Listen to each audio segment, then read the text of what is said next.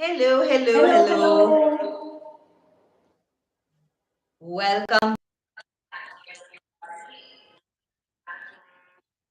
round of doing this live today of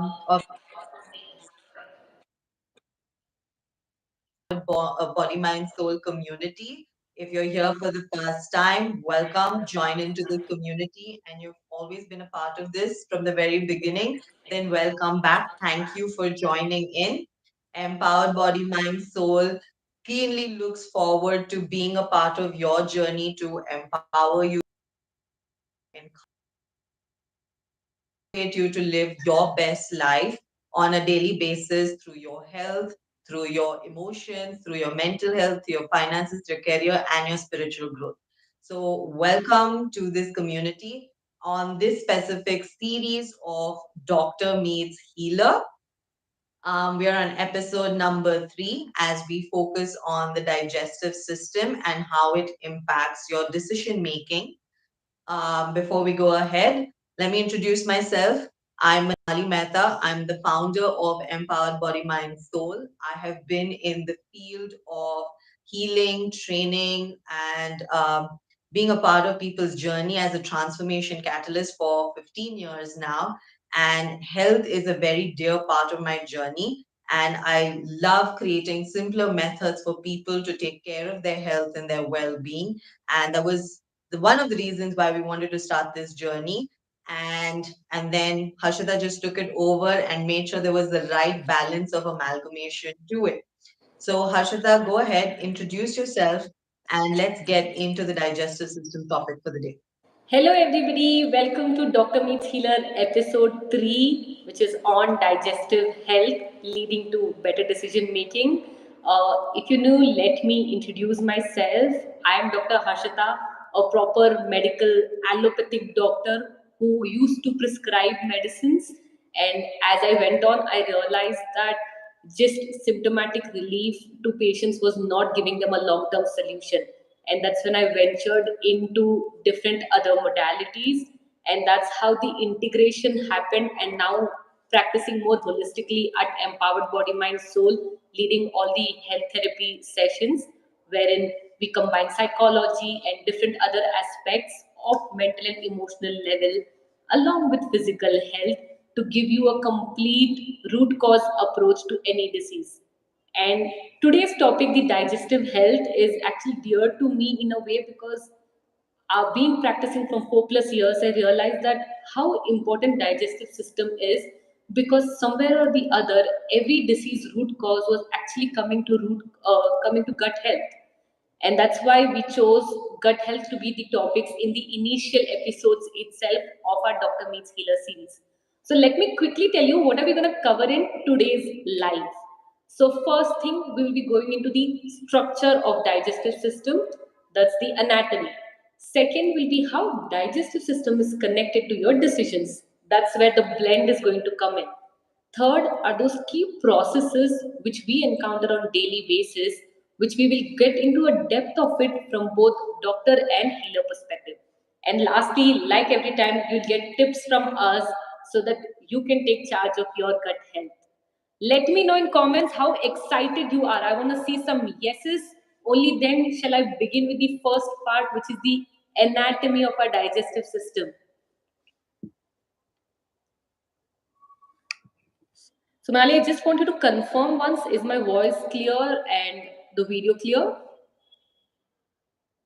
You can give me a thumbs up.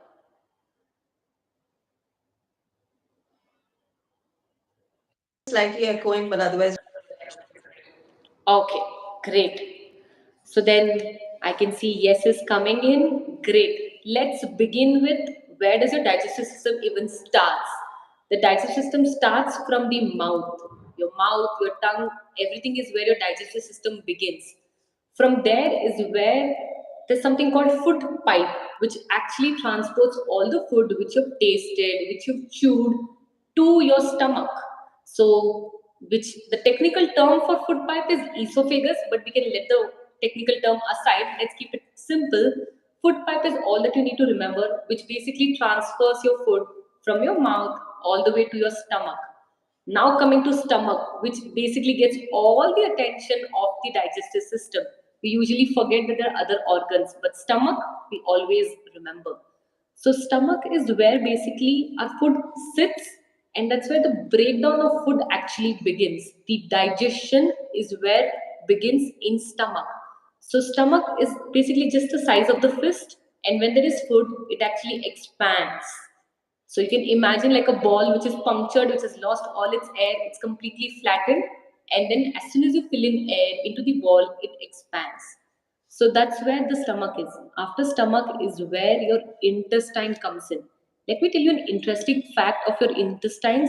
Intestines are 30 feet long.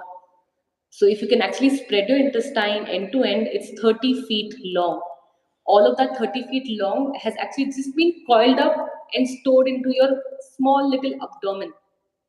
That's how compactly intestines have been stored into, because they've all been coiled. They're all made up of muscles. This is where the absorption of food comes in. All your food gets converted and absorbed into all the nutrients. That's what happens in the intestine. After intestines is where you get your rectum, where all the food which is meant to be excreted is stored. And anus is the last opening, or you can say the closing of the digestive system, from where all the food which is no longer required from a body is actually eliminated from the body. So, starting from mouth all the way to the anus, all the organs in between together comprises of your digestive system. It's important that you know the structure of it. Only then will you start seeing the digestive system beyond the stomach. Now that you know the organs, let me know in the comment which was the new term you learned, because I know it can get too technical. Which was a new term you learned, or was it a revision for you of what you've learned in your school and college days? While you're sharing that in the comments, let now Manali share how does digestion and decision meet together.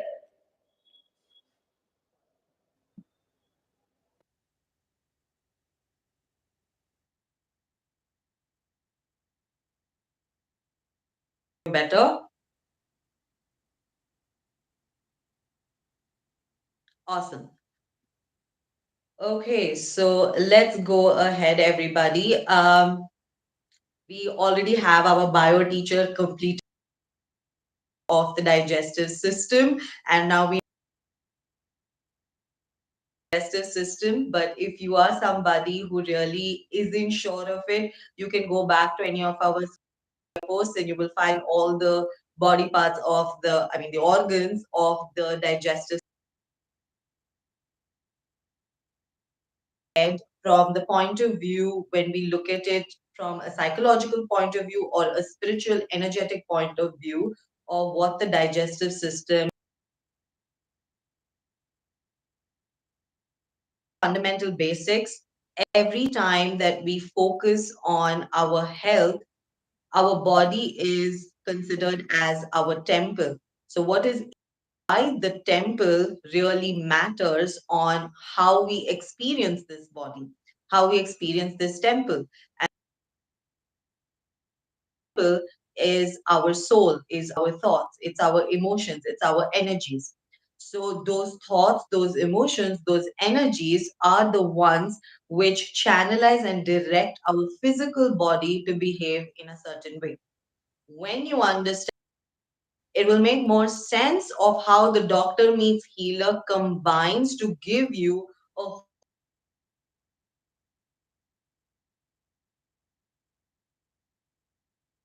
digestive system from the thought process and emotional point of view. So on a daily basis, we tend to ingest a lot of things, right? We eat. That's exactly the same way we get exposed to different kinds of information, different kinds of people, different kinds of experiences on a daily basis. And we tend to ingest it, we take it in, and then we need to process it, understand it, filter it, and take decisions on what we want to do about it. So, just the way the digestive system goes through the entire process of the influx of food, then a breakdown of what is nutritious for me, what is toxin for me, and then dividing it and taking in only what's valuable and throwing the rest out of the body. The same way our mind processes information. We take it in, we bifurcate it, we divide it into what works for us, what's nutritious, nourishing to us, and what is toxic for us, we throw it out. So when you keep that in mind, let's connect it back to the body parts that we were focusing on, starting from the mouth, right? That's from where we take our food in or our liquids in. And look at it from the point of view, when you put something into your mouth, what's the first thing you experience? It's the flavors that you experience of what you're putting in your mouth, right? That's the same thing that happens to the information that comes into your life. When you hear certain information or have certain experiences, your instant reaction to it is, how do I feel about it? What's my connection to it? Right? Emotionally, there is a flavor that you experience out of it. So every time that you find when you put something in your mouth, you don't like the taste of it, you feel uncomfortable with it, you experience like this dryness in your mouth or bad breath, or you have ulcers or cuts in your mouth, it just means that the information that is coming into your life, you're not happy about it. It's upsetting you, it's uncomfortable for you. So the next time you put something in your mouth, observe how you feel about it. If it is not a nice, tasty feeling, it doesn't taste nice to you, you want to reject it, then you will realize that around you, in your surroundings also, you're not coming to you, right? So then let's go further down. We go through the food part, we come to the stomach. We all focus on the stomach a lot more when we talk about the digestive system, but the stomach actually plays one very simple role in the process of digestion. And that process is that it contains and stores the food first to create the breakdown for the container where all the division actually begins. But it's not actually where the division really happens, right? And that's the same thing that happens up here. When we receive information, we have our conscious mind, we have our subconscious mind. Between that, we have a filter, we have a sieve, all right? And all our information goes and sits in that sieve first. And then we decide, hey, this matches my beliefs, this matches my morals, my values, the outlook I have towards life. So then I will take it in. It doesn't match it, I flush it out, I throw it out, I reject it. Okay. So when you're looking at your stomach and you're finding that you're having stomach pain, you're having a sense of discomfort, or you're feeling cramps, or you're feeling that there's this gurgling sound, there is, as soon as you put food in, it's a discomfortable situation, there is like a burning sensation, you want to vomit it out, any of that is happening, that's the same thing happening mentally to you as well. You want to throw up, throw out, reject uncomfortable experience with information that is coming into your life, right? And then we have the intestines. Great. There's a lot more that goes on there, which, if you're really interested to know, put it down in the comments. We'll do a separate live on that because that focuses on a completely specific aspect of your personality and how you take decisions. And from the illness and health point of view, how it affects your gut, your health on a daily basis, right? So put that down if you want to know more about that. Then let's go back to the last process, which Harshada was mentioning, which is the anus, from where we basically release all the toxins through our bowels, right? And from a mental thought process point, that's how we, when we flush out what no longer works for us, we make space for something new in our life. We release what is not required and we create space, right? So that's the three major portion breakdown that you need to know. There are other parts of the digestive system which need more attention and require, by the way, specific lives by itself. Like if we talk about the liver, we need to do a separate live all by itself, right? We talk about like the pancreas, the gallbladder, all of that, we'll have to do separate parts to it. Right now, we're focusing on the essence of the digestive system. So keep this part in mind. So look at it from what you're okay to let in, what you're okay to break down, accept, which is where your decision making happens, and then what are you willing to flush out from your system, right? So now that we're clear about from the mental, emotional, and physical perspective of our digestive system, Harshada, let's take it forward on what actually is important. So while I'm taking forward, I want you all to share in chat. If you've had your dinner, tell me a yes. If you've not had your dinner, tell me a no. And Manali, I must say, beautifully explained. Who must have thought that how the food is being brought in to actually replacing the same with information? Here, food is from the perspective of physical, a doctor, and information is from the perspective of psychology. So that's how the blend is, and that's how simple things are, guys. That's how spiritual health and physical health is actually together, and never look at it just one at a time. So all of you saying yes, yes, yes to the dinner. Coming to that first process, you all had dinner today. Now just pause and think, you had dinner because it was your dinner time, or because the dinner was ready, or your somebody said that come let's have dinner. What made you actually have dinner? Answer that for yourself, and if you're comfortable, please do share it in the chat as well, that what made you have the dinner. While you're saying this, let me tell you that we usually eat food when the food is in front of us or it's the time for the food. All the people who actually attended our chat previously, they're actually telling the right answer. I am glad you guys have grasped the information so easily and so quickly. Yes. So when you have, there's somebody who said time for dinner as well. Correct. So let me come to the first process. The first process is hunger. When do we actually eat food? We need to really be hungry. How does hunger even begin in our body? So technically the stomach, which I was telling, is empty. When the stomach is empty, it actually secretes a hormone which begins your hunger pangs, which is what sends signals to also your brain that let's eat because you're hungry. And why are you hungry? Because your body needs food, which is the fuel for it to do everything else. So that is how hunger begins. When your stomach is empty, a hormone gets secreted. And that's when ideally you should be eating your food.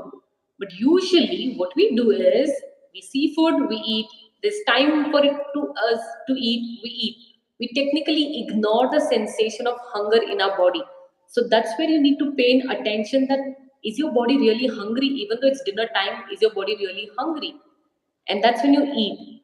But there are other times when you're getting tempted to eat, or there is the word which Manali is going to use shortly, you're feeling like eating, you're not supposed to be eating there.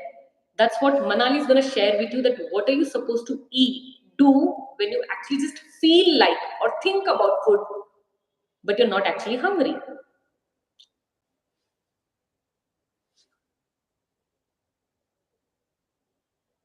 Over to you, Manali.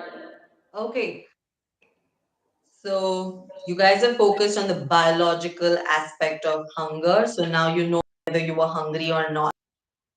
In the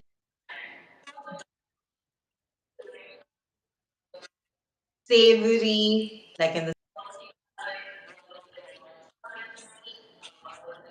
sweet, was it bland? What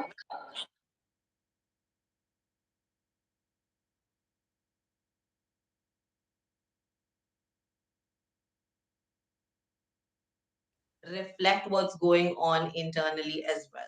So quickly type out what kind of food did you have? What was the blend of flavors that went into your mouth? I'm really looking forward to know what people were eating. So the more you share, we can make this conversation interesting. So put down what did you have Let in me your also mouth. share. I had akki roti, the South Indian food, which is the easiest on my stomach, which includes all the flavors minus the sweet. Okay. All right. So Harshita, I think put yourself on mute. Apparently my voice is echoing a little. I'm not sure. Okay. flavors that you had. Some of you are mentioning the items, but what flavor went into your mouth?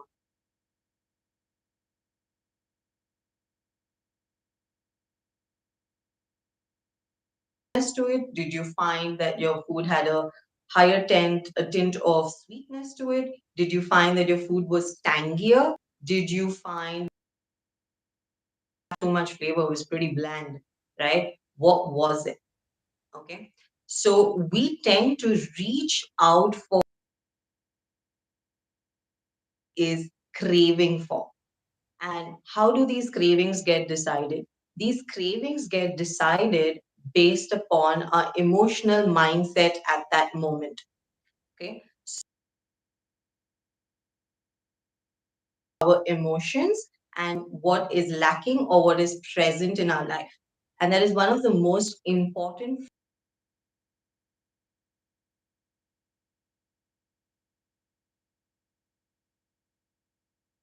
dictate the quality of life we're living. And we all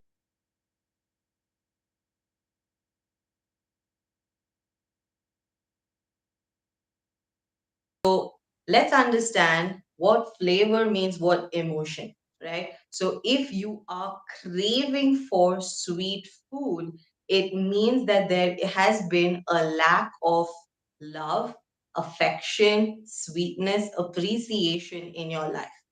To fulfill that emotional need, you start craving for sugary, sweet foods. All right. Then you have spicy food. Okay. What does spicy food mean? It means that you're looking for a sense of drive, a sense of passion, a sense of determination to kind of push you forward. So that's why you start craving for spicy food. So even if you have a well balanced meal which has all these flavors, you will still reach out for one particular flavor more, or you will reject a flavor and bring it less in your meal, right? So the spiciness depicts that fiery, determined side of you. The third flavor, saltiness, right? When we crave for the super savory items, comes from a space that you want some drama in your life, you want some excitement in your life. You're looking for this thing is just getting too boring. Let's kind of change things up. Let's spruce it up, okay? Which connects back to your blood pressure as well, which we will be doing in a separate live. So keep tuned for that. You'll understand the connection to it, right? So salty food does that. Tangy food does what? The sourness that you're looking for also shows that you're in a moody state. There are some things which are going bad, some things which are going great, and you're trying to figure out the balance of it. And when you're feeling that confused state, you actually reach out for tangy flavors in your meal. Okay. So the more you crave for a specific kind of flavor, then it means that there is a lack of that specific emotion, that lack of flavor in your life. And when that lack is coming, you look for external sources to fulfill that need so that you can feel wholesome and complete again, right? So now, quickly in the chat, type out what is your go to flavor when you're craving for something. Put that down. While we're adding that, let me also add we look at fatty food, we look at fried food, right? So, what does fried food or fatty food contain? The emotion that we're actually looking forward for is comfort, a sense of relax that I can be, let myself be. So, comfort is what we crave for. So, now that you're aware of it, you'll also realize what emotion are you lacking, what you're looking for in your life to satiate yourself, to feel good. Now, instead of reaching out to those items, what you really need to do is become more aware of your emotions and channelize them better in your life instead of directly reaching out, binge eating, those emotional eating, stress eating patterns. Pause and reflect. Okay, where am I not feeling love? Where am I not getting affection? Can I show myself some love? Can I acknowledge this? And can I feel better? After that, you can go towards the external, which is the food, but start off with acknowledging your emotion first, right? So that's about hunger and craving.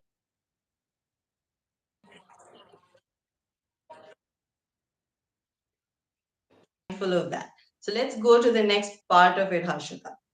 Yes, so just remember when biological hunger, eat food.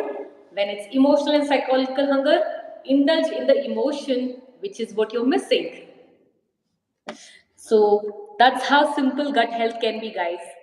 Now let's come to the next process, which is actually, I think, the most asked about question whenever somebody is on a journey of fitness or anything to do with food is metabolism.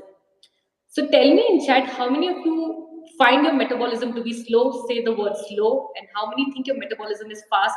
Please use the word fast because in next 2 minutes, I think you will not use the word slow and fast with your metabolism anymore because you get a new perspective on it. So for those who do not know what metabolism is, in simple term, metabolism is basically a process which is converting your food to your energy.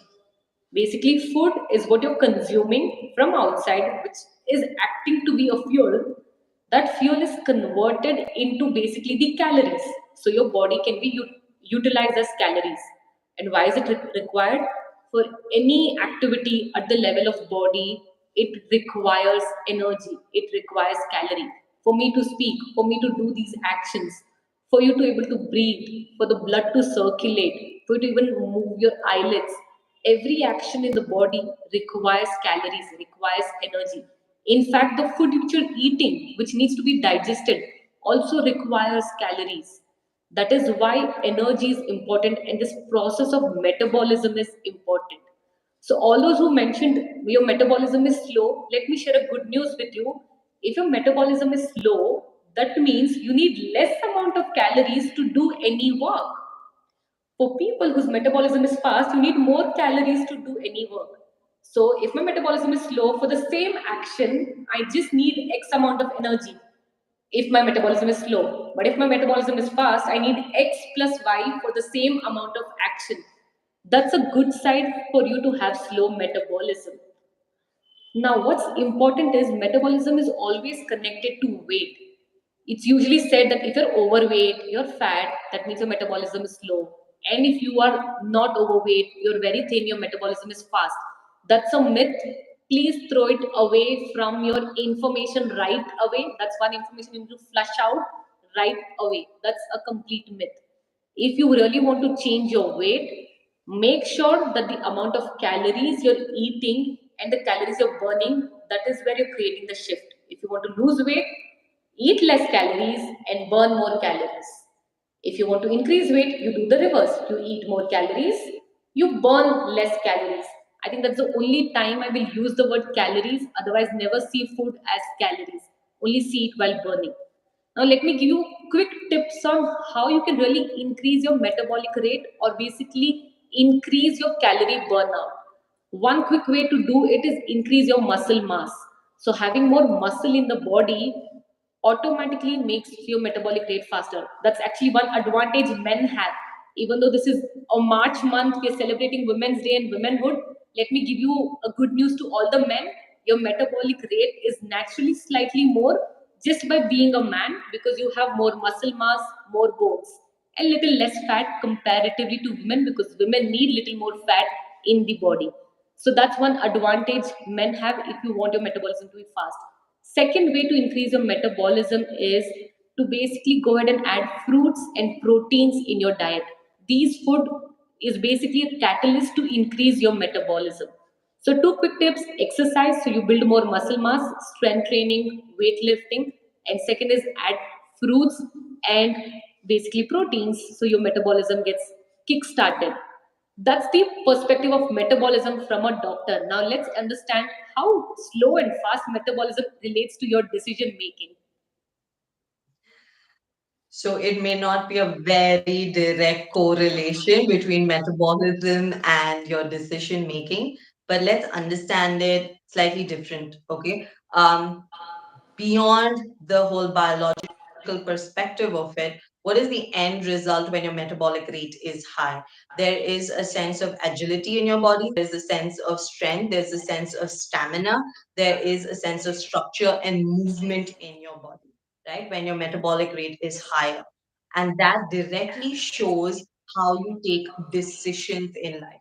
Okay. Because decisions are what? They're basically the final step of the information that you've digested, you've taken in, you've accepted, and then you're taking an action on it. You're taking it forward and putting it to use. That's exactly what guys in your life. So the faster your metabolic rate, the faster, the better quality of decisions you take. Okay. Now, the slower your metabolic rate, it shows that you need more time, you need more space.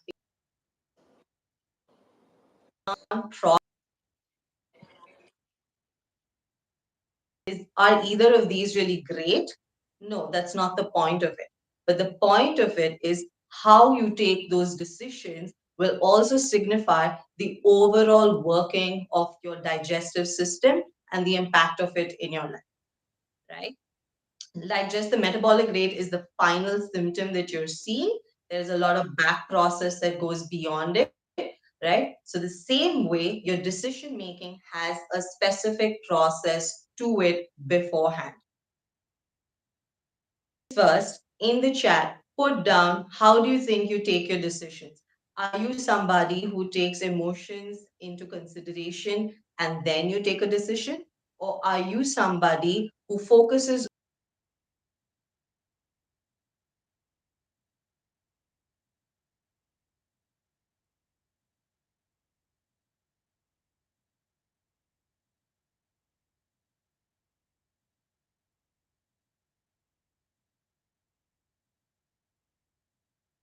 to take in consideration while making a decision? Okay. So, how are emotional decisions taken? Emotional decisions are taken like a situation is happening in front of you, and you come across that in the past I felt like this experience created this for me. So, that decision. Is there Now more it's fine, sound, Manan. Harshita? There was just for 2 3 seconds. Now it's fine. So let me repeat again because there was no sound for a moment. So what I was saying is your metabolic rate is just like the final step to showcase, give you like a symptomatic understanding of where your digestive system is at. The same way the decision making or the decision making process that you're experiencing life. There's a lot which goes behind it, right? So take a moment and look at how do you take decisions. Are you an emotional decision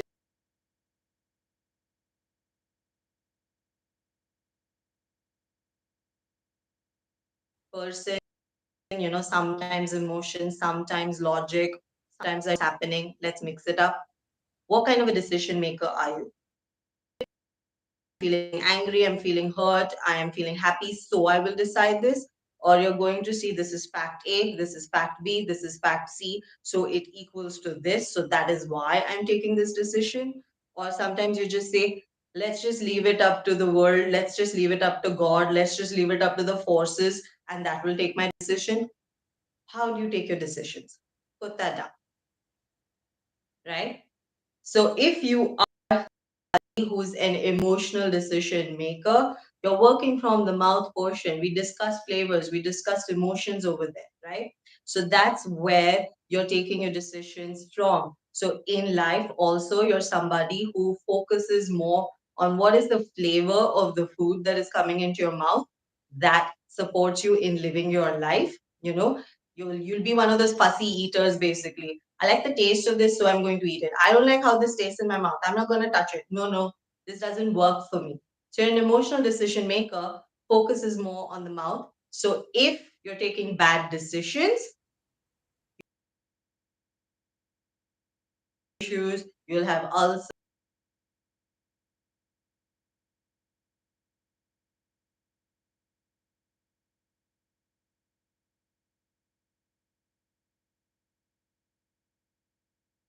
your stomach, okay? Because the stomach is the portion which segregates the nutritious stuff, the toxic stuff, right? So the logical portion comes from the stomach. So when you feel you're not taking a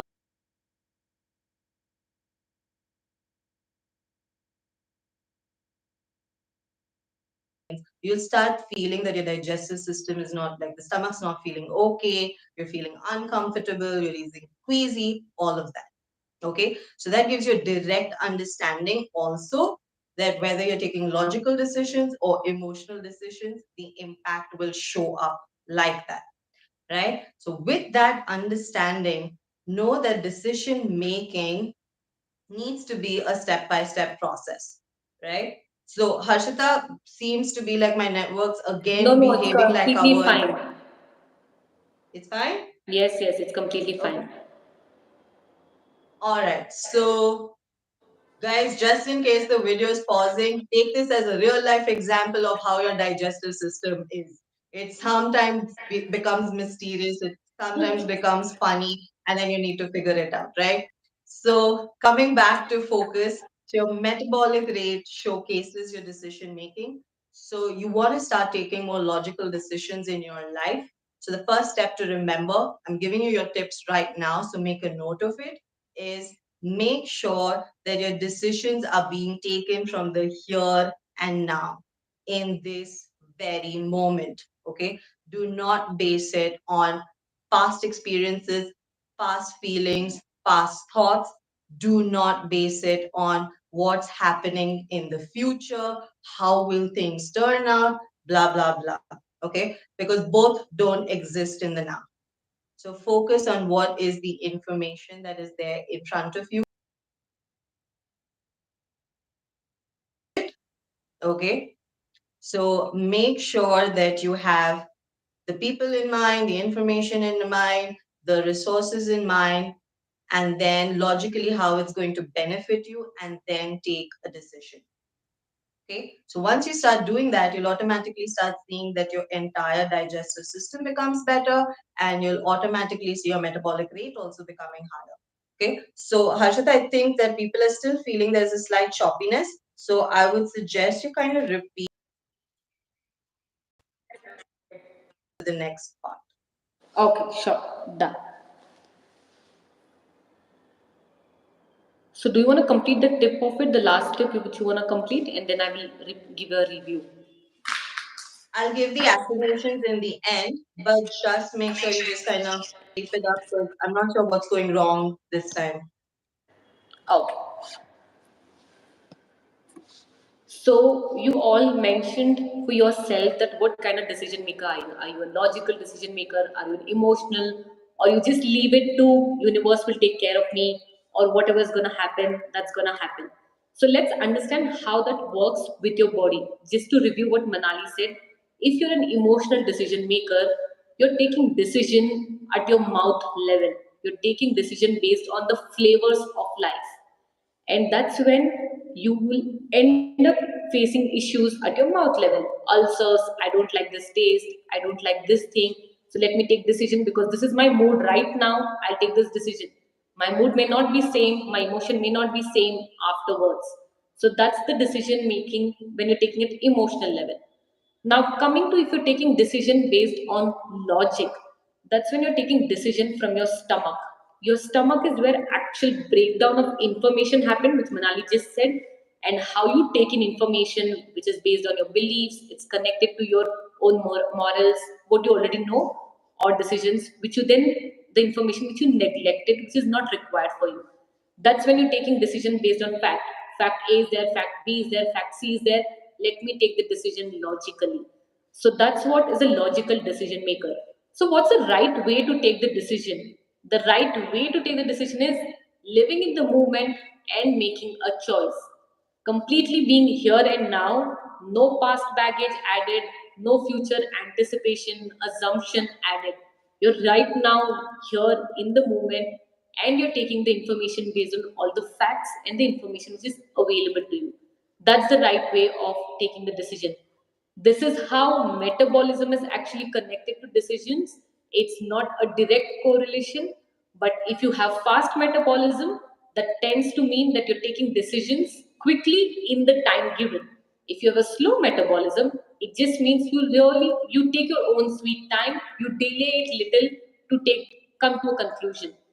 And just let me just tell you that's not exactly living in the moment. Because if you're living in the moment, right now when you're in a moment, you're making a decision. That's what living in the moment, taking decision is. Let me know if this is clear to all of you, and then we can move to the next process. In case Manali, you want to add something, I will give you a couple of minutes. You can go ahead and add.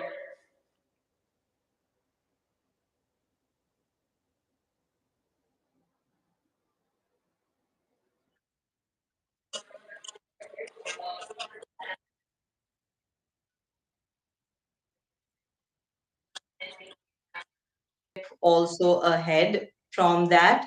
Yes. Now it's clear. Yeah, we are getting yeses. Okay. Awesome. Wonderful. So I do see a question. Most of the times taking multiple inputs. Where's the chat? Most of the times, taking multiple inputs from the concerned experts on that subject and then decide. This says what about metabolism and decisions? Interesting. That's a very good question. What does that say? When we're taking constant support from somebody to take our decisions, you will find that your metabolic rate will also fluctuate and it will normally be on the slower side of things. When your metabolic rate is slower, that's also when you reach out to more kind of supplements, more kind of methods to increase your metabolic rate, right? That's the exact same thing that will happen with your decision making. So, slower metabolic rate people will tend to reach out to others for decision making as well. Okay, that's a very good question. I love that. So, let's go ahead to the next part so that then we can cover all the tips together, Harshita. Sure. The next part is actually the bowel movement. As I explained that, I want all of you to share what is your natural rhythm of bowel movement. What's your frequency? Because bowel movement, in simple words, is this process where you're eliminating, excreting all the feces and stools which is no longer required by the body. All the nutrients is absorbed. Now it's just the toxins and the extra stuff which is not required. So you're eliminating it, you're letting that go. That's the process of bowel movement. So I want you all to share in the chat what's your normal frequency, because I think you'll be surprised to know what's the range of normal frequency, because the range fluctuates from 3 times per day to 3 times per week. So anywhere between passing 3 times per day to 3 times per week is considered normal bowel frequency. So that's a generic normal bowel frequency which applies to the entire population. But you need to really remember what's your frequency. For you, it can be once per day, it can be more than once per day, or it can also be alternate days. So understand what your frequency is.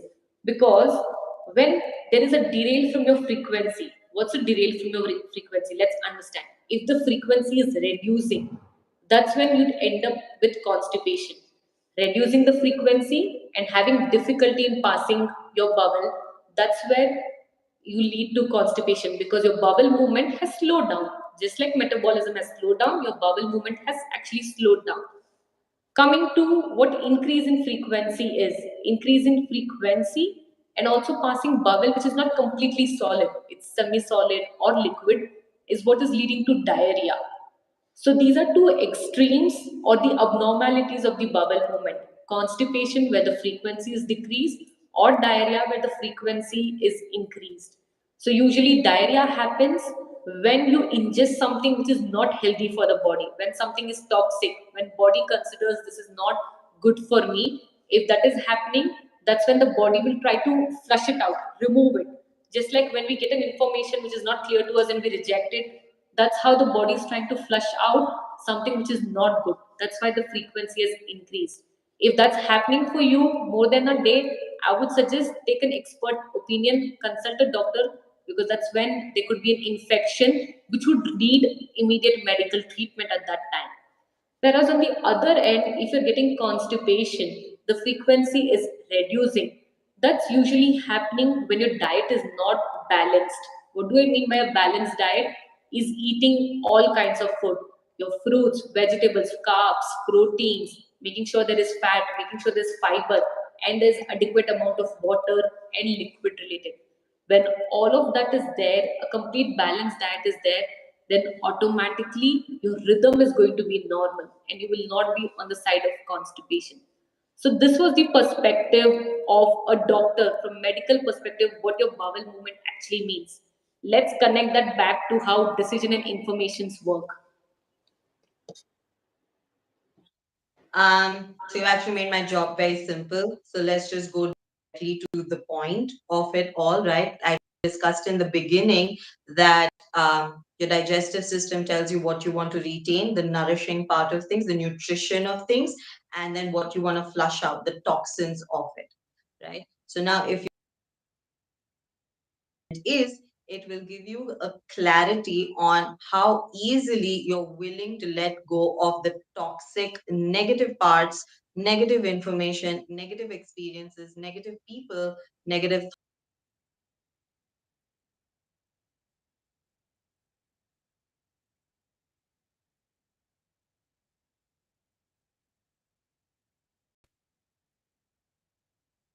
when you're going into the washroom.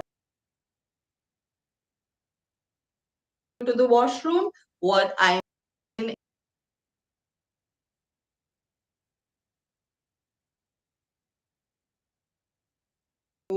go to the washroom. Are you somebody who is having to eat something and then you need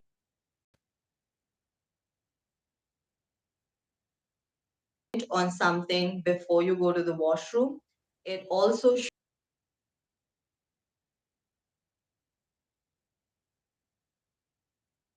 no longer work for you easily.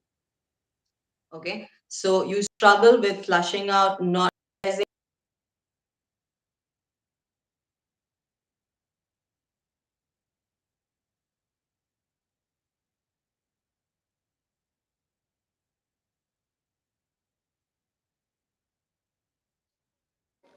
Manali, just pause. I think there's patchy network. Let me repeat that part of it and then we can go to the tips. Till then, maybe you can check your settings once or the network once. So, let me share with you guys what really it means from psychological and spiritual perspective, your bowel movement. So information which you're taking in and then you're making decision out of it. So what is now going to actually happen is some information which is not working for us, which is not required, you need to let it go, you need to flush it out.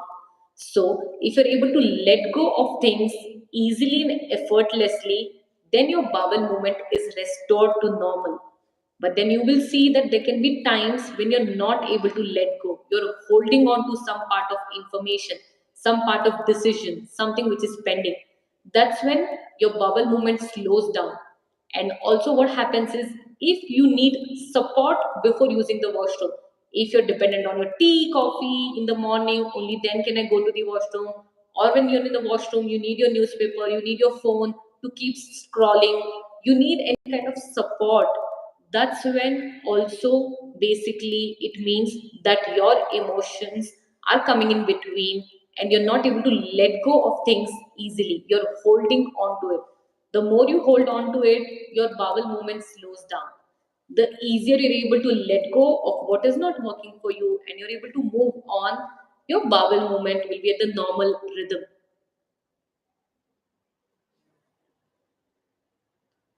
Let me know if this was clear to you all. Manali has come back. Let her share her tip. If now we can see Manali, can you speak a few lines so we know how your network is?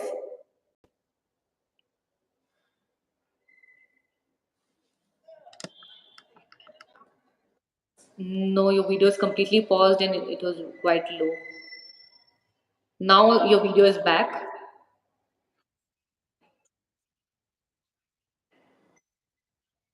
you know what, let's make sure you just continue it, Harshita. Just explain how it's gonna work so that we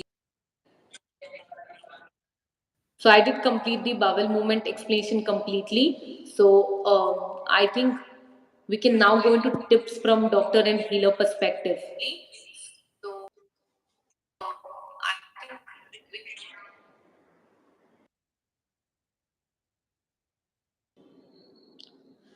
So let's first start with tips from doctor's perspective. There are a couple of things I already told while I was explaining processes. You eat only when you're hungry. Actually, that's when you eat food. But if there is cravings or temptation, like Manali said, please take it over with emotionally feeling that emotion. Indulge in activities which make you feel that emotion which you are missing out on. Second tip when it comes to basically your metabolism is exercise and also add fruits, add proteins to your diet so your metabolism increases. That will automatically lead you to take better and logical decisions as well.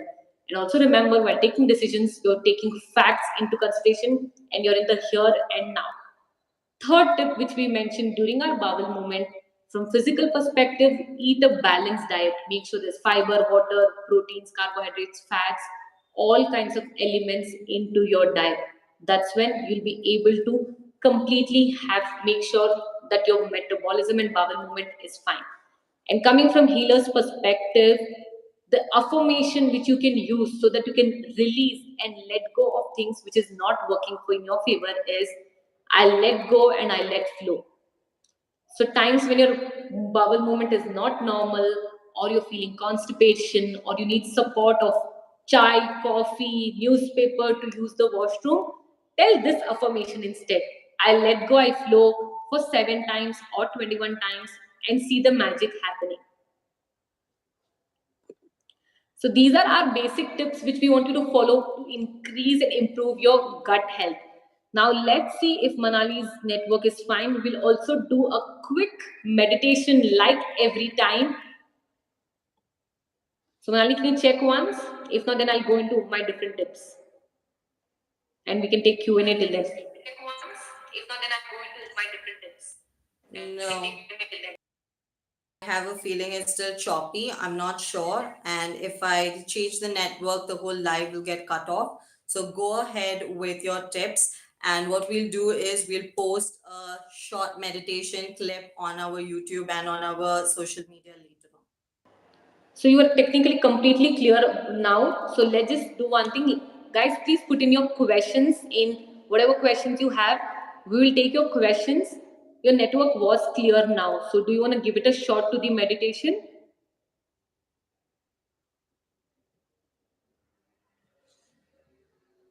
Let's not do the meditation just in case it goes Okay.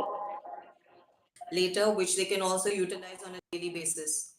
Great. So do share in all your questions, guys. While you're sharing questions, let me add that usually we always see gut health with certain kind of problems. There's something which is happening which is not going wrong, which is not completely right in our favor.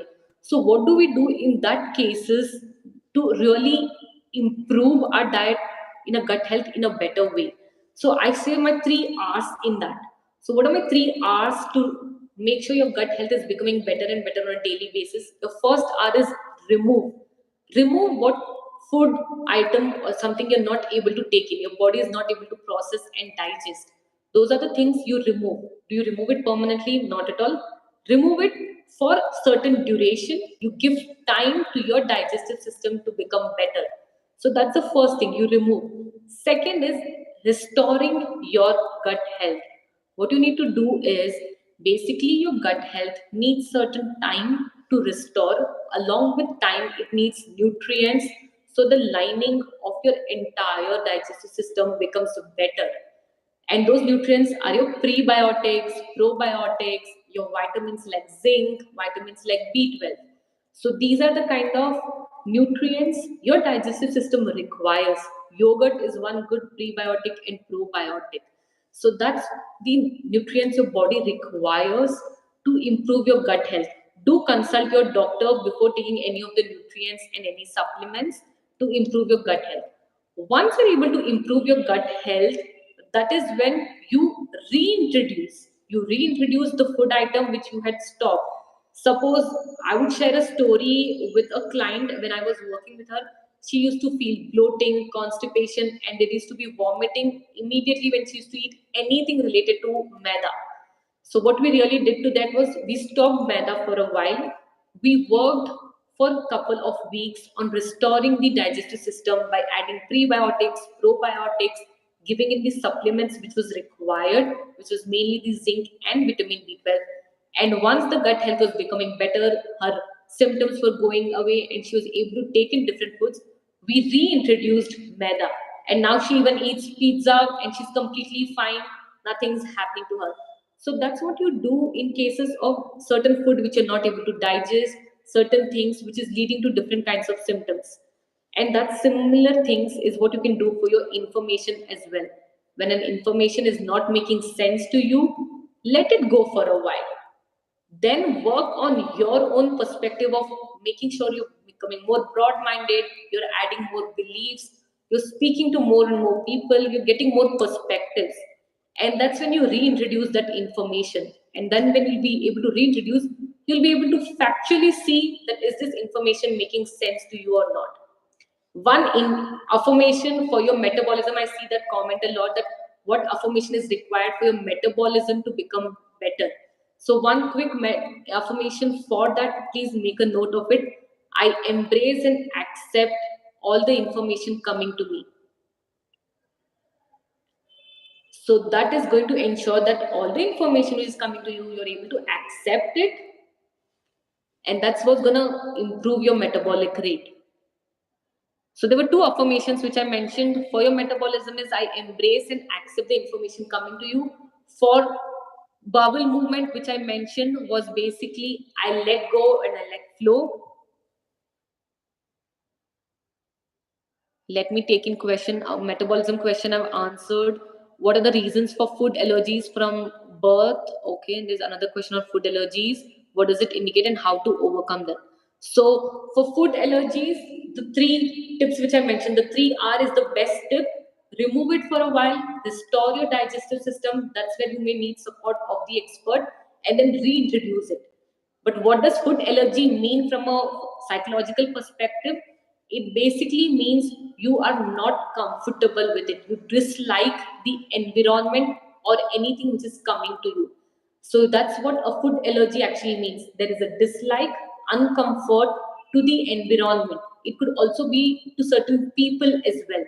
So check where is the food allergy actually happening. There's certain times you will notice that the food allergy is only happening to you when you're in a particular city or you're in a particular place. That means it's actually happening because of a dislike and uncomfort towards an environment. Any allergy means dislike and uncomfort. So it could be to food, dust, pollen, any kind. It means dislike and uncomfort. So that's the psychological process, meaning to it. Are there more questions which I have not answered? Manali, can you see are there any questions?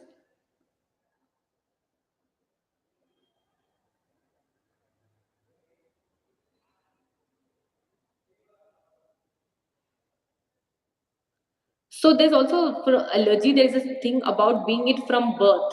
So the allergy might not really be from birth because let me tell you how when we are as children, we are growing up, how food is actually introduced to us. For the first 6 months, we are exclusively on our mother's breast milk. And then week by week, a new item is introduced into our diet, which starts from liquid, semi solid, and then solid. And by the age group of 1 year is when we actually are able to eat everything. So at that time, they might have been noticing that certain kind of allergy symptoms would have happened, maybe because the food was not introduced week by week properly. That is when then allergy kind of symptoms would have happened. So if that's the case, please again follow the 3 R's, remove it for a while, restore your gut, and then reintroduce it. That's what's gonna make sure now the allergy is less from physical perspective, but also from psychological perspective. You need to address what was the dislike towards.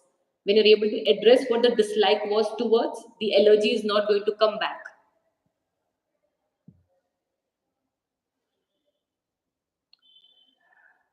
Okay, regular or frequent agitation related to. Harshita, I suggest keep the allergy question separate because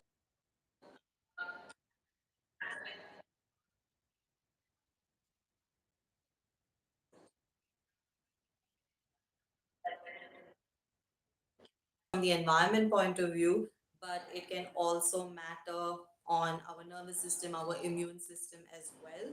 So let's keep allergies as a separate topic, which will come to soon, so that you can get all your answers cleared then.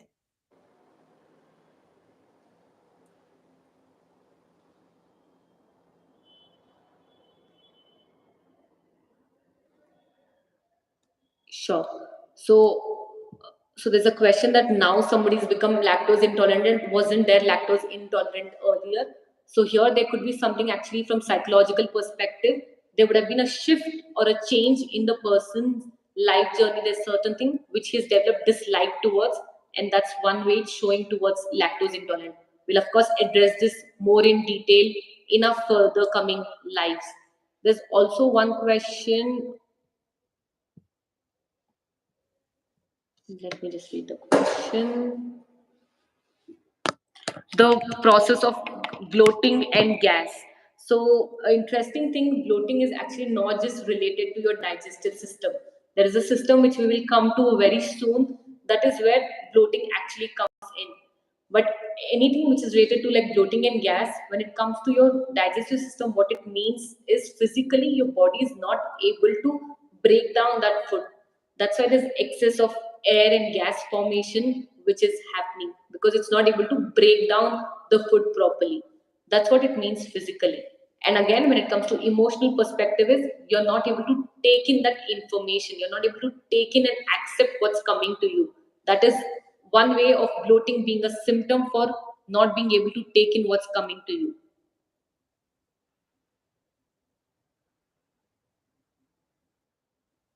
Okay, there's also a question, regular or frequent agitation is related to what kind of food and emotion and what to have, not to have. So, emotion like agitation and all of it is also actually again related to spicy food and fast metabolic rate. That is what can also lead to a flip side of it is basically your irritation, agitation. When you eat lot of spicy food and your metabolic rate is high, what you need to at that time do is reduce the intake of spicy food and increase the amount of fluid. That's when there'll be a balance. When you overdo anything, it can lead to the flip side of it. So I think I've answered all the questions. So these were the tips from our end, and these were what you need to know in basic about get gut health. If there are any specific issues you want us to go into detail, please share with us in the comments here or with us in social media. So we will see and go into those lives with particular issues which are coming up more and more. And also, you will shortly receive a video of Manali's meditation to improve your gut health on our social media. So, in case you don't follow us, please go onto our social media and follow us so you're updated with our future lives and you can always make a request to what kind of lives you want. So, thank you all for joining in from Team Empowered. Make sure you all have a better gut health and you're taking better decisions in the here and now. Thank you.